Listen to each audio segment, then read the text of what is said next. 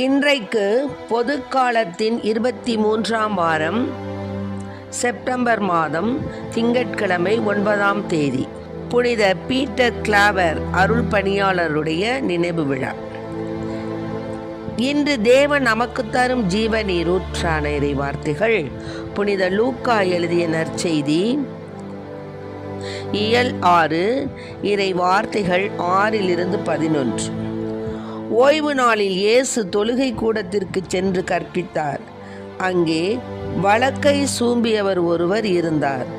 மறைநூல் அறிஞரும் பரிசேயரும் இயேசுவிடம் குற்றம் காணும் நோக்குடன் ஓய்வு நாளில் அவரை குணப்படுத்துவாரா என்று கூர்ந்து கவனித்து கொண்டே இருந்தனர்.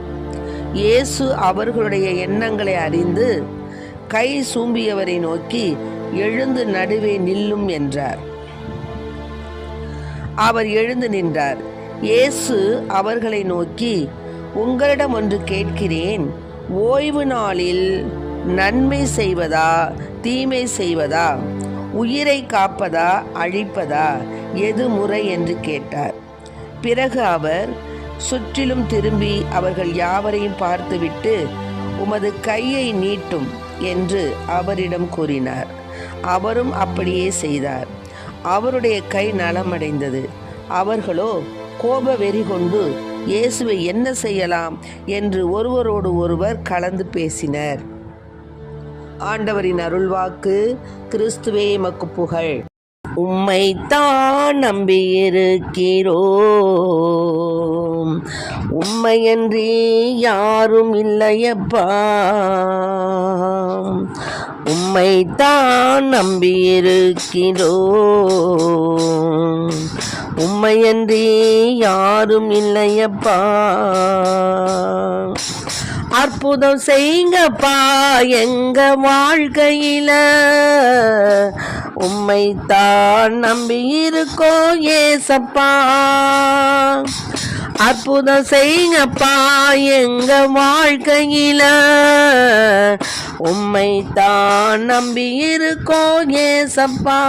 ஏசப்பா உம்மைத்தான் நம்பியிருக்கிறோம், உம்மையன்றி யாரும் இல்லையப்பா. நீங்க தான் ஏதாவது செய்யணும் என்று எதிர்பார்த்து காத்திருக்கிறோம். நீங்க தான் ஏதாவது செய்யணும் என்று எதிர்பார்த்து காத்திருக்கிறோம். நீ சொன்ன வார்த்தையை பிடித்து கொண்டு, நீ சொன்ன வார்த்தையை பிடித்து கொண்டு உங்க முகத்தையே நோக்கியிருக்கிறோம்,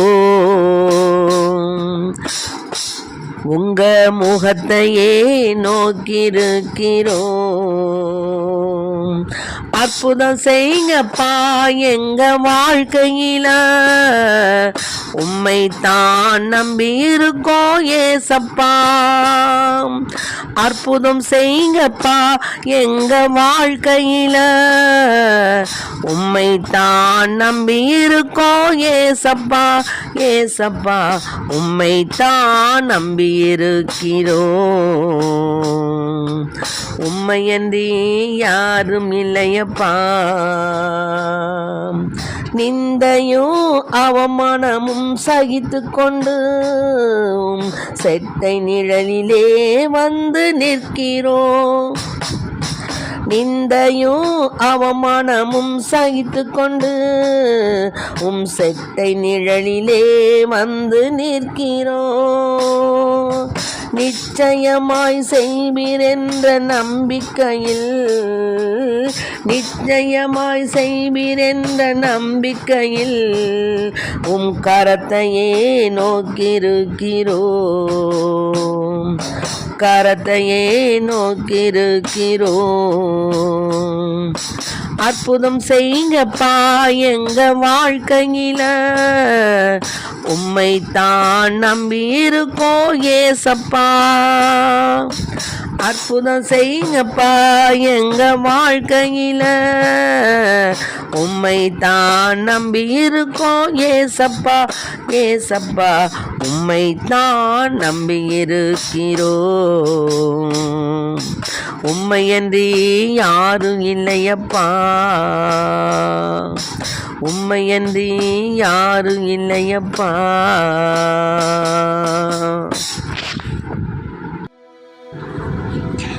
இன்றைக்கு நம் தேவன் தரும் ஜீவநீர் ஊற்றான இறை வார்த்தைகளை கேட்டோம். ஏசப்பா ஓய்வு நாளில் தொழுகை கூடத்துக்கு போனாங்க. அங்கே போய் கற்பித்து வந்தாங்க. அப்போது என்ன செஞ்சாங்க, ஒரு வலது கை சூம்பியவன், அதாவது வலது கையில் கொஞ்சம் மாறி ஒரு மாதிரியாக இருக்கிறவன், பிரயோஜனம் இல்லாமல் ஒன்று அவனுக்காக எதுவுமே செய்ய முடியாது, அப்படிப்பட்ட ஒரு சூம்பிய கையுடைய ஒருத்தனை அங்கே இருந்தான். அப்போ என்ன செஞ்சாங்கன்னா, அந்த மறைநூல் அறிஞரும் பரிசேயரும் அப்படியே சேசப்பாவை பார்த்துக்கிட்டே இருக்காங்க. சரி, இவனை அழைச்சிட்டு போய் சுகம் கொடுக்குறாரா என்னான்னு பார்ப்போம், ஓய்வு நாள் இன்னைக்கு இவர் என்ன செய்கிறார் பார்ப்போம் அப்படின்னு சொல்லிட்டு அவர் மீது குற்றம் காண நோக்கத்தோடையே பார்த்துக்கிட்டே இருக்கான். அப்போ என்ன செஞ்சாங்க, ஓய்வு நாளில் அவரை குணப்படுத்துவாரா அப்படின்னு கூர்ந்து பார்த்துக்கிட்டு இருந்தாங்க.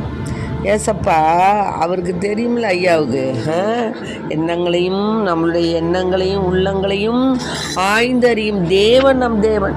நீ வெளியில் சொல்லாமல் இருக்கலாம், ஆனால் உன் மனசுக்குள்ளார என்ன இருக்குங்கிறது அவருக்கு தெரியும். அதனால் அவர் என்ன பண்ணிட்டாரு, அந்த சூம்பிய கைவிடவனை கூப்பிட்டு, இங்கே பாப்பா இங்கே நில்லு அப்படிங்கிறார். அவனும் எழுந்து நின்னான். உடனே ஏசப்பா அவனை பார்த்து என்ன செய்கிறாரு, அவனை சொல்கிறாரு, ஏப்பா ஓய்வு நாளில் நன்மை செய்கிறது நல்லதா தீமை செய்கிறது நல்லதா அழிப்பதா, எது முறை சொல்லுங்க பார்ப்போம் அப்படிங்கிறாரு. அப்புறம் சுற்றிலும் பார்த்துட்டு அவரை என்ன பண்ணுறாரு, அவரை கூப்பிட்டு உன் கையை நீட்டு அப்படிங்கிறாரு. அப்போ அவரும் அப்படியே செஞ்சார், கையை நீட்டினார். உடனே அவர் ஆசீர்வதித்து அதுக்கு குணம் கிடச்சிச்சு. உடனே பார்த்தாங்க இந்த பரிசேயரும் அவங்களும் இந்த அறிஞரும் மறைநூல் அறிஞரும் அவங்களுக்கு கோபமான கோபம். ஏன்னா அற்புதத்து மேலே அற்புதம் செய்து செய்து ஆண்டவர் அவர் பக்கம் நிறைய மக்களை சேகரித்து கொண்டிருக்கிறார், ஆன்ம தாகம் உள்ள பிள்ளைகளை. அதனால இவங்களுக்கு கோபம், எப்படா இவனை என்னடா செய்யலாம் அப்படின்னு சொல்லிவிட்டு எழுந்து போயிட்டாங்க. அதான் ஒருவரோட ஒருவர் கலந்து பேசுகிறாங்க, இவனை என்னடா செய்யலாம், இப்படியே செஞ்சுக்கிட்டு இருக்கான் ஐயா அப்படின்னு. இதைத்தான் ஆண்டவர் என்ன சொல்கிறாரு, இன்று தேவன் நமக்கு தரும் ஜீவ நீர் ஊற்றான இறை வார்த்தைகள் என்ன தெரியுங்களா,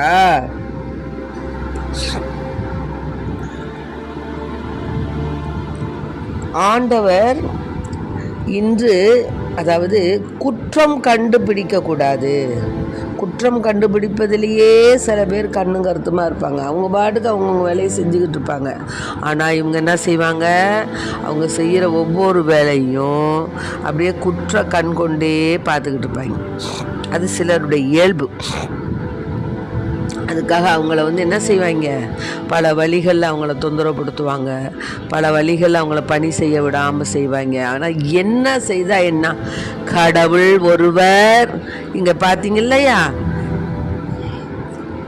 அவங்களுடைய குற்றம் காணும் நோக்குடன் இருப்பவருடைய உள்ளத்தை ஆராய்ந்து பார்த்து கொண்டிருக்கின்றார், அவருடைய எண்ணங்களை அறிந்து கொண்டிருக்கிறார். அதனால நீங்கள் நேர்மையாளர்கள் உங்கள் பணிகளை நீங்கள் பாடு செஞ்சுக்கிட்டுருங்க.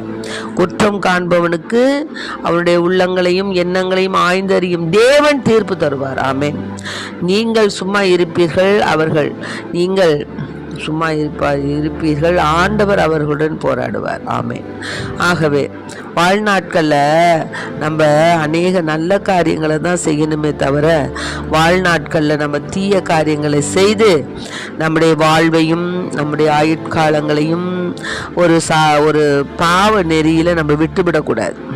வாழ்வது கொஞ்சம், அந்த மாதிரி இருக்கிற காலத்தில் நாம் என்ன செய்யணும், நம்முடைய காரியங்கள், நம்முடைய சேவைகள், நம்முடைய எண்ணங்கள் எல்லாமே தூய்மையானதாகவும் பரிசுத்தமானதாகவும் தேவனுக்கு உகந்ததாகவும் தான் இருக்கணும். அதை விட்டுட்டு ஒன்று நான் பாரு என்ன செய்கிறேன் பாரு, ஒன்று நான் அப்படி செஞ்சு போடுறேன் இப்படி செஞ்சு போடுறேன் அப்படிலாம் நினைக்கக்கூடாது. அவங்களுடைய இயல்பு செஞ்சுட்டு போகிறாங்க. ஆனால் நம்முடைய இயல்பு தேவனுக்கு ஏற்றிய முறையில் வாழணும், வளரணும், செய்யணுங்கிறது தான் நம்ம இயல்பு. ஆகவே நம்ம இயல்பை நம்ம என்ன செய்யக்கூடாது, எந்த காரணம் கொண்டும் அதை நம்ம நம்மை விட்டு அழித்திடக்கூடாது. ஆகவே அன்பு பிள்ளைகளை, நாம் இப்போது ஒன்றுமே வேணாம், ஓய்வு நாளாக தான் சேசப்பா கேட்குறாரு. ஓய்வு நாளில் ஒரு உயிரை அழிப்பது நல்லதா, அதுக்கு குணப்படுத்துறது நல்லதான்னு கேட்குறாரு. இப்போ நம்ம வீட்லேயே இப்போ ஒரு காரியம் நடக்குது அப்படின்னு சொன்னால் உடனே அதை ஏதோ ஒரு இது நடக்க போகுது அப்படின்னா அதை நம்ம செய்ய விடாமல், அதை நடக்காமல் நம்ம தடுப்பது தான் முறை, ஒருவரை காப்பது தான் முறை. அதுதான் அன்பு. மூட நம்பிக்கையில் நம்ம இருக்கக்கூடாது. இது மாதிரி ஓய்வு நாளில் செய்யக்கூடாதுங்கிறது அவங்க அந்த நாளில் வச்சுருந்தாங்க.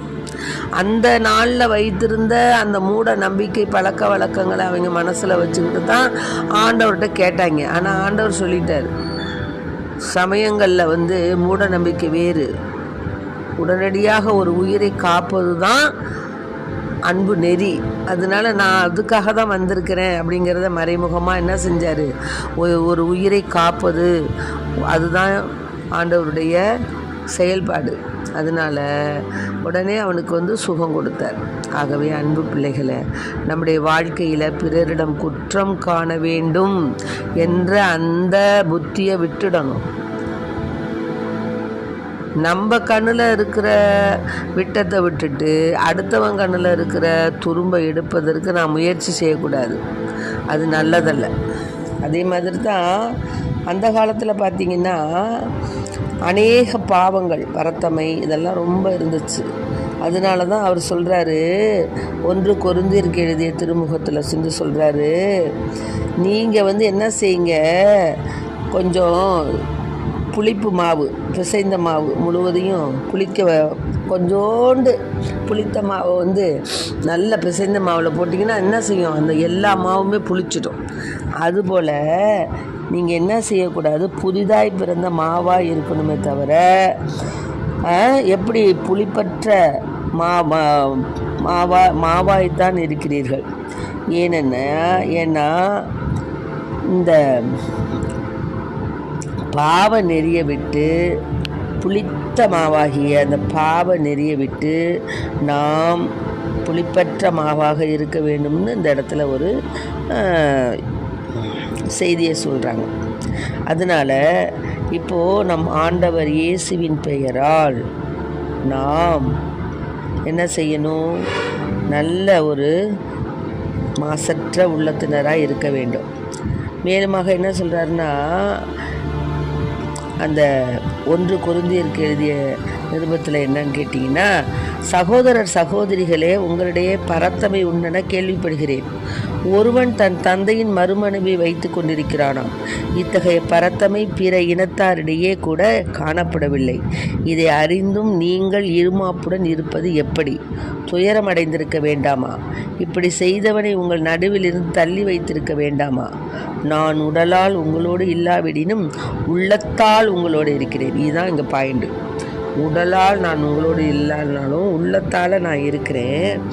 அதனால் ஏற்கனவே தீர்ப்பளித்து விட்டேன். நம் ஆண்டவர் இயேசுவின் பெயரால் நீங்கள் கூடி வரும்போது நானும் உள்ளத்தால் உங்களோடு இருப்பேன். அப்போது நம் ஆண்டவர் இயேசுவின் வல்லமையோடு அத்தகையவனை சாத்தானிடம் ஒப்புவிக்க வேண்டும். அவனது உடல் அழிவுற்றாலும் ஆண்டவரின் நாளில் அவன் மீட்படைவதற்காக இவ்வாறு செய்வோம். நீங்கள் பெருமை பாராட்டுவது நல்லதல்ல. பார்த்தீங்களையா? அதனால் இப்போ நாம் என்ன செய்யணும்னு நம்மளுக்கு இன்று தேவன் நமக்கு தரும் ஜீவ நீர் ஊற்றான இறை வார்த்தை என்ன தெரியுங்களா? நாம் கடவுள் கிறிஸ்துவுடைய உடலோடு நம்ம இருக்கிறோம். நம் உள்ளத்தை ஆண்டவர் அறிவார். அதனால் நாம் என்ன செய்யணும், ஆண்டவரே உமது நீதியின் பாதையில் என்னை நடத்தும். திருப்பாடல் 5 கூறப்பட்டது போல ஆண்டவரிடத்தில் அதான் நம்ம கேட்கணும். ஆண்டவரே உமது நீதியின் பாதையில் என்னை நடத்தும். திருப்பாடல் 5. இறை வார்த்தைகள் 4-5. அதே மாதிரி ஆண்டவர் என்ன சொல்கிறாரு? யோவான் எழுதிய பரிசுத்த நற்செய்தியில் இயல் 10 சொல்கிறாரு, என் ஆடுகள் எனது குரலுக்கு செவி சாய்க்கின்றன. யோவான் எழுதிய நற்செய்தி இயல் 10 இறை வார்த்தைகள் 27. என் ஆடுகள் எனது குரலுக்கு செவி சாய்க்கின்றன, எனக்கும் அவற்றை தெரியும், அவையும் என்னை பின்தொடர்கின்றன என்ற வார்த்தை தான் இன்று தேவன் நமக்கு தரும் ஜீவ நீரூற்று. ஆடுகள், என் ஆடுகள் எனது குரலுக்கு செவி சாய்க்கின்றன, எனக்கும் அவற்றை தெரியும், அவையும் என்னை பின்தொடர்கின்றன என்கிறார் நம் ஆண்டவர். ஆகவே நாம் திருப்பாடல் 5 கூறப்பட்டதுள்ள போல, ஆண்டவரே உமது நீதியின் பாதையில் என்னை நடத்தும் என்று ஆண்டவரிடம் மன்றாடுவோம். ஆமென். Praise the lord. மரியே வாழ்க.